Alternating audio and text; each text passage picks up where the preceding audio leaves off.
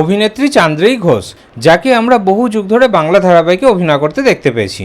বাংলা ধারাবাহিকে তাকে পজিটিভ এবং নেগেটিভ চরিত্রে অভিনয় করতে দেখা গেছে, তবে বেশিরভাগ ধারাবাহিকে তিনি খলনায়িকার ভূমিকাতেই অভিনয় করেছেন।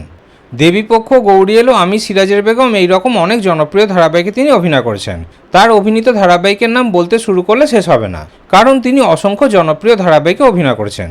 শুধু কিন্তু বাংলা ধারাবাহিকে তিনি অভিনয় করেননি, অনেক ওয়েব সিরিজ এবং সিনেমাতেও অভিনয় করতে দেখা গেছে তাকে। সেই চান্দ্রেয়ী ঘোষকে আমরা শেষ স্টার জলসার খুবই জনপ্রিয় ধারাবাহিকে অভিনয় করতে দেখতে পেয়েছি।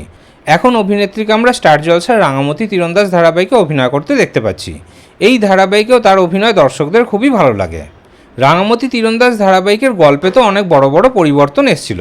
বেশ কয়েক মাস আগেই ধারাবাহিকের নতুন প্রজন্মের গল্প শুরু হয়েছিল, তখন ধারাবাহিকে টাইম স্লট পরিবর্তন করে দেওয়া হয়েছিল। তবে এবার চান্দ্রেয়ী ঘোষ অভিনীত এই ধারাবাহিকে দর্শকদের জন্য খুবই বড় একটা দুঃখের খবর সামনে এলো। খবর পাওয়া যাচ্ছে যে এই ধারাবাহিকটি আর মাত্র কয়েকদিনের মধ্যেই শেষ হয়ে যাচ্ছে। 2রা জুন এই ধারাবাহিকে শেষ দিনের শুটিং হয়ে গেছে, আর 8ই জুন টিভির পর্দা থেকে চিরকালের জন্য বিদায় নিতে চলেছে রাঙামতি তীরন্দাজ ধারাবাহিকটি।